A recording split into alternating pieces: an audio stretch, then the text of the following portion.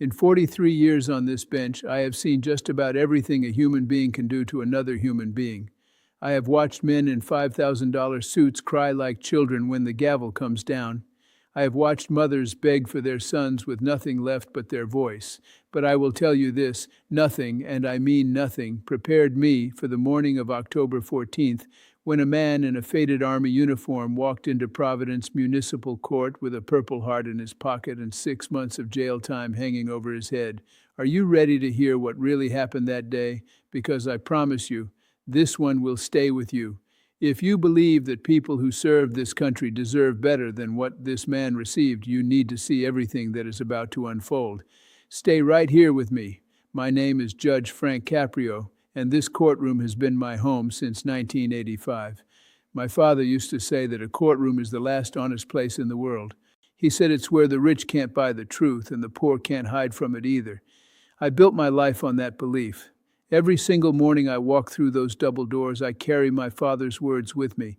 I sit in that chair and I remind myself that every person standing in front of me is a human being first. Before they are a case number, before they are a charge on a sheet of paper, they are a human being, and it is my job, my sacred obligation, to see them. Case number 2023 CR 4471 came to me on a Tuesday. It was a cold morning, the kind of cold that gets into your bones before 7 a.m. My clerk, Officer Patricia Delgado, badge number 2247, had already flagged the case before I even sat down. She knocked on my door at 8:15 a.m. and she said, Judge, you need to look at this one before you call it. Patricia has been in my courtroom for 11 years. She doesn't knock on my door for nothing, so I looked. The charge was criminal trespassing in the first degree. The complainant was Ashworth Property Holdings, LLC, a real estate and commercial development company based in Providence, Rhode Island. The defendant was one Marcus Webb, age 58, no fixed address. The alleged offense took place on October 9th at approximately 2:23 a.m. in the parking lot of the Ashworth Commerce Center on Broad Street. The prosecution was seeking the maximum, 6 months in Providence County Jail, 6 months in jail, for sleeping in a parking lot. I set the file down and I looked out my window. I remember thinking about my father again. He used to drive past the Veterans Shelter on Cranston Street and he would always slow down. He never said anything. He just slowed down. I didn't understand it when I was a boy. I understand it now. Marcus Webb came into my courtroom at 10:17 a.m., and when I saw him, I felt something shift inside my chest. He was thin, not just thin. He was the kind of thin that tells a story. His face had the deep lines of a man who had lived outside for a long time. His hands were rough and cracked from the cold, but he stood straight, absolutely straight, military straight. He was wearing his Army dress uniform, the green jacket with the gold buttons, and it was clean and it was pressed. I don't know how a man living out of a 2003 Ford pickup truck managed to get that uniform pressed and clean, but he did, because that's who Marcus Webb was. That's the kind of man he was. He had served 22 years in the United States Army. He did 2 tours in Iraq and 1 in Afghanistan. He received the Bronze Star in 2004 for pulling 3 soldiers out of a burning vehicle outside Fallujah. He came home in 2011 and he tried. God, he tried. He worked for 3 years as a logistics coordinator for a trucking company in Cranston. But the PTSD had followed him home from the desert, the way it does for so many of our soldiers. Nightmares, flashbacks, panic attacks in the middle of the night so severe that he would find himself outside in the dark, unable to remember how he got there. His marriage ended in 2014. His apartment was gone by 2016. His truck became his home. He had 1 appointment every 2 weeks at the VA clinic on Maple Avenue. The medication they gave him was the only thing keeping the worst of it manageable. He never missed an appointment, not once in 7 years, until October 9th. Now I want to tell you about the other person in my courtroom that morning because this story doesn't just have a victim, it has a villain, and his name was Brandon Ashworth III. Brandon was 26 years old. He was the son of Councilman Gerald Ashworth, one of the wealthiest and most connected men in Providence politics. Brandon had gone to private school, then to a university in Boston that I won't bother naming, and he had come back to Providence to manage his father's property holdings. He walked into my courtroom at 10:09 a.m., 8 minutes before Marcus, and I noticed him the moment he came through the door. You couldn't miss him. He was wearing a slim-cut charcoal suit that I later learned was from Brioni, a label that starts at $4,000. On his wrist was a Patek Philippe Nautilus watch worth approximately $48,000. On his belt was a double H Hermes buckle. His shoes were handmade John Lobb Oxfords. He sat down in the gallery and he crossed his legs, and he looked around my courtroom the way a man looks at a room he thinks is beneath him. He had his personal attorney with him, a man named Carl Peterson from the firm Harrington and Peterson. They were whispering and smiling. One of them, I couldn't tell which from the bench, actually chuckled. In my courtroom, at 10 in the morning. On a day, they were putting a homeless veteran in front of a judge. Brandon Ashworth III was the one who had called the police on Marcus Webb at 2:23 a.m. on October 9th. His family's property management company was the complainant. Brandon himself had driven past the parking lot that night in his Lamborghini Urus. That's a $230,000 SUV for those keeping count, and had seen Marcus's old pickup truck in the corner of the lot and decided it was a problem. He called the non-emergency line. He spoke to Officer Raymond Kowalski, badge 1883, who arrived at 2:41 a.m. Officer Kowalski found Marcus asleep in his truck. He told Marcus he needed to leave. Marcus, still half asleep and disoriented from a night terror, became confused. He asked the officer if he could just stay until morning. Officer Kowalski, following the complaint, issued a trespassing order. Marcus, not fully understanding what was happening, didn't move quickly enough. He was cited and later charged, and now here we were. I called the case. Marcus came to the stand, and I looked at him, and I asked him his name, and he said, "Marcus Webb, sir." "Not Your Honor?" He said, "Sir." The way soldiers say it, and I felt it, right in my chest. I asked him if he had a lawyer. He said no. I asked him if he understood the charges. He said yes. I asked him how he pleaded. He looked me directly in the eyes and he said, "Guilty, sir. I was on the property." He didn't try to make excuses. He didn't try to deflect. He stood in that uniform straight as a flagpole, and he told the truth. In 43 years, I have had people in front of me who lied when the truth would have helped them more. Marcus Webb told the truth when the truth could cost him 6 months of his life. I said to him, "Mr. Webb, before we go any further, I'd like to understand what happened that night. Will you tell me?" And he told me, he said that October 9th was the day of his appointment at the VA clinic. He said he always parked on the street on appointment days because parking was hard to find. But that morning, when he arrived at 9:15 a.m., the handicapped access ramp on the east side of the clinic, the one he needed because of a knee injury from his third deployment, was completely blocked. A vehicle was parked directly across it. He said he circled and circled but couldn't find another way in that his knee would allow. He missed his appointment. He couldn't get his medication refill. I asked him what vehicle was blocking the ramp. He paused. He looked over at Brandon Ashworth III, and then he looked back at me and he said, "A large black SUV, sir, looked expensive, had a paper on the dash, a parking permit or something." I looked at Officer Delgado. She was already pulling the incident report from the VA clinic security log. Case subfile 2023 VC0092, filed October 9th, 9:08 a.m. Vehicle description: black Lamborghini Urus, Rhode Island personalized plate Ashworth 3. Registered owner Brandon Gerald Ashworth III, 1 Harbor View Drive, Providence. And there it was. The man who had blocked the handicapped ramp at the VA clinic, causing Marcus Webb to miss his medication appointment, was the same man who had called the police on Marcus Webb 12 hours later for sleeping in a parking lot that his family owned. Now here is the part that I want you to think about. I want you to really sit with this. That same night after Marcus missed his appointment and couldn't get his medication, he had a severe episode. He told me that by 11 p.m., the panic was so bad he couldn't breathe. He drove around for hours. He ended up in that parking lot because it was quiet and it was lit, and he felt safe enough to finally close his eyes. At 2:23 a.m., Brandon Ashworth III drove past in his $230,000 truck and decided that a sick, homeless veteran in an old Ford pickup was a problem that needed to be removed. I have been sitting in this chair for a long time. I thought I had seen everything. I was wrong. Before I tell you what happened next, I want you to do something for me.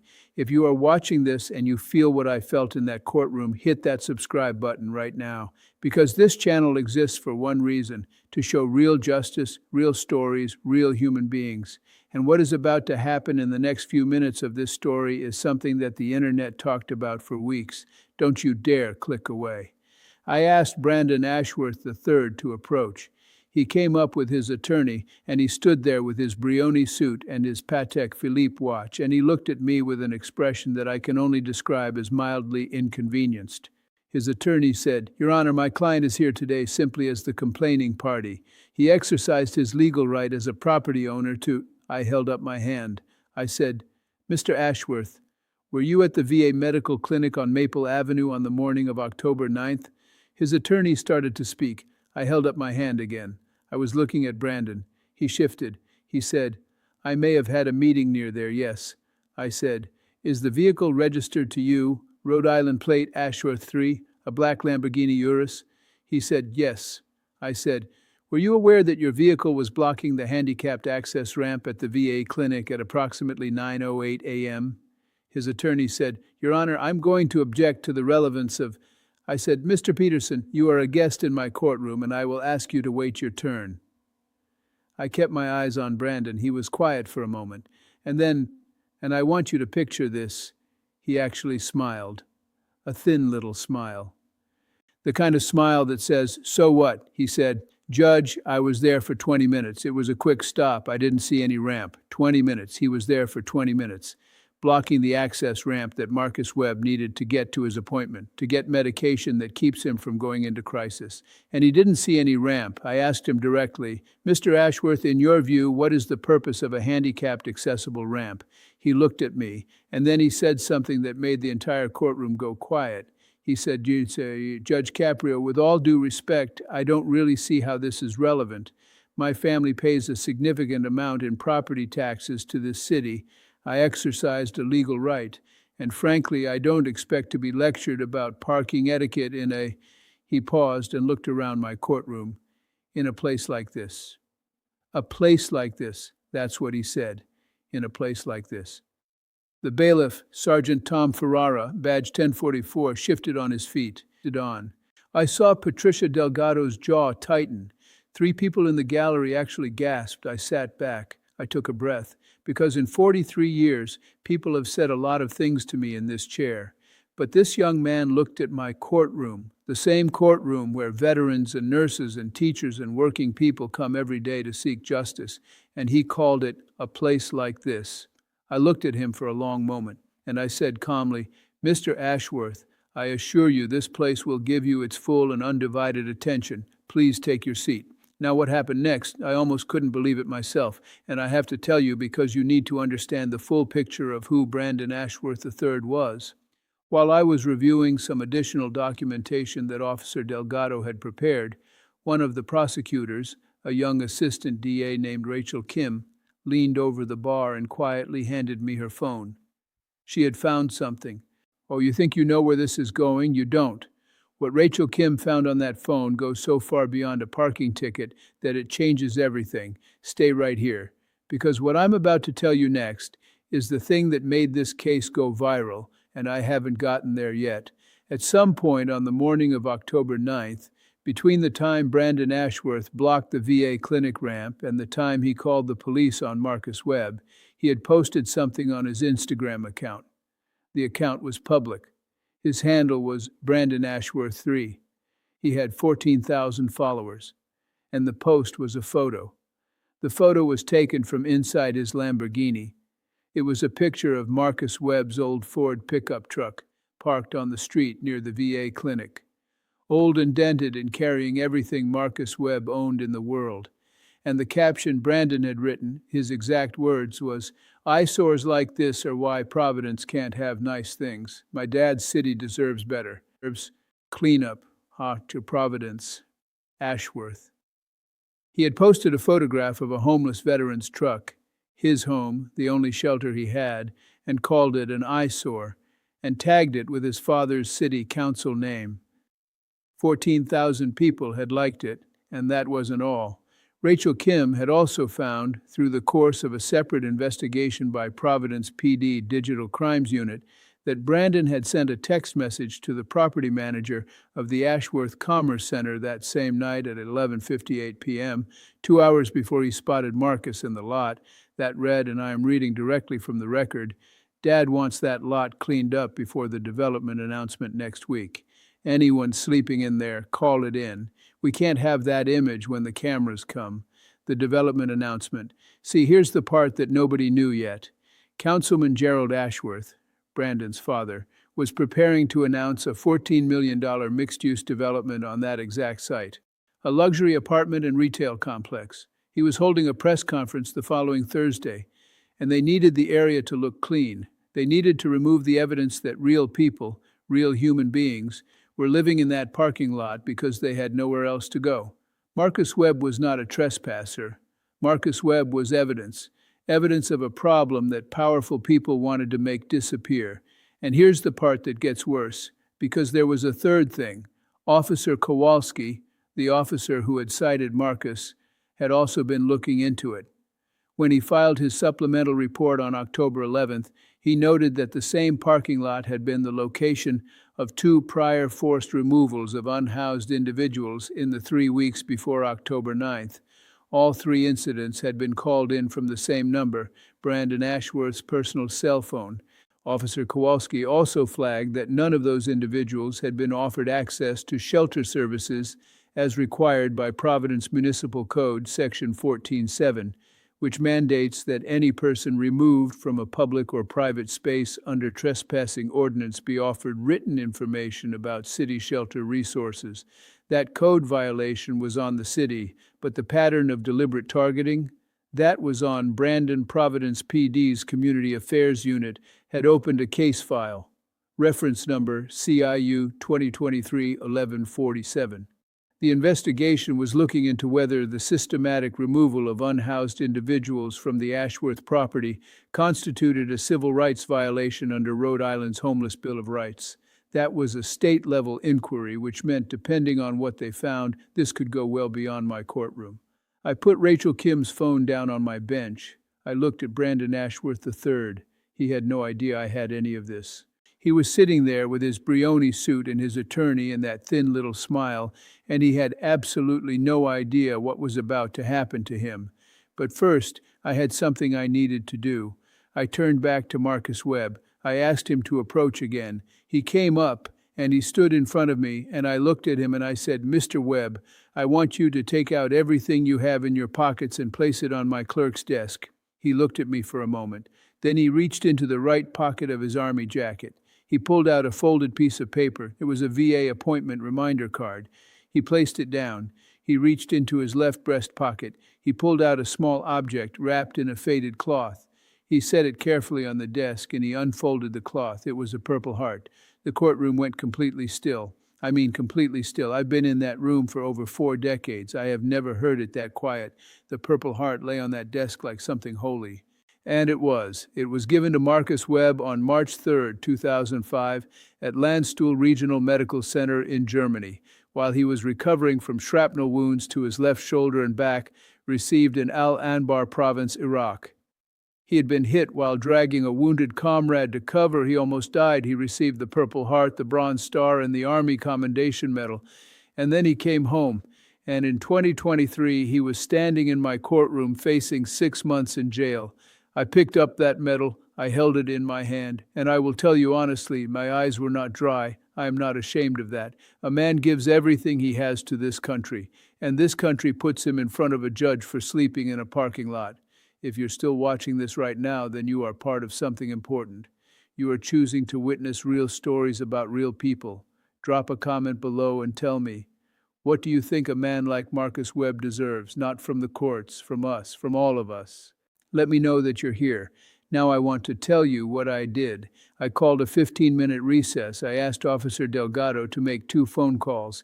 The first was to the Providence Veterans Services Office. The second was to Colonel Daniel Hargrove, the commanding officer of the Rhode Island National Guard Veterans Liaison Office, who I had met 4 years earlier at a Providence civic function. I had his direct number. I asked him to come to my courtroom as quickly as he could. He arrived in 34 minutes. He walked through those double doors in his full-dress uniform, and he stood in the back. I also asked Rachel Kim to contact the Rhode Island Attorney General's office to notify them that the Civil Rights Investigation File CIU 2023-147 might benefit from testimony gathered in my courtroom that morning. Then I called the session back to order. I called Brandon Ashworth III forward. His attorney came with him. I said, "And Mr. Peterson, your client has some additional questions to answer today that go beyond the matter he thought he was here for." The attorney started to say something. I said, "Sir, I strongly suggest that your client consider his answers very carefully." I laid it out, all of it, the Instagram post, the text message, the 3 prior call-ins, the development announcement, the civil rights inquiry. I put each piece on the record, one by one, and I watched Brandon Ashworth III's face change with every word. The thin smile disappeared about 30 seconds in. By the time I read his text message about the development announcement out loud, his exact words, "Dad wants that lot cleaned up before the development announcement next week," his face had gone gray. His attorney said, "Your Honor, I'd like to request a brief recess to consult with my client." I said, "I'm sure you would, Mr. Peterson. Request denied." I turned to Brandon and I said, "You called the police on this man at 2:23 in the morning not because he was a danger to anyone, not because he was disturbing anyone. You called because his presence was inconvenient, because he was a human reminder of a problem that interfered with a business announcement. And before you called, you parked your vehicle across a handicapped ramp and caused him to miss the medical appointment that keeps him stable. Do you understand what I'm saying to you?" Brandon was quiet. His attorney was writing furiously. I said, "I want to hear you answer, Mr. Ashworth." He said very quietly, "I understand." I said, "No, I don't think you do yet, but you will." I called Colonel Hargrove forward. He walked up through that silent courtroom in his dress uniform, and he stood beside my bench. He looked at Brandon, and then he looked at Marcus, and he said directly, "Your Honor, I served with men like Marcus Webb. This country owes him far more than a parking lot to sleep in. What happened to him is a disgrace." He said it simply, no drama, just the truth. You know, sometimes the most powerful words are the ones that have no performance in them at all. Colonel Hargrove was not trying to make a speech. He was just a soldier speaking the truth about another soldier. And it landed on that courtroom like a stone in still water. I was ready to rule. Here is what I said to Marcus Webb. I said, "Mr. Webb, I am dismissing all charges against you, every single one.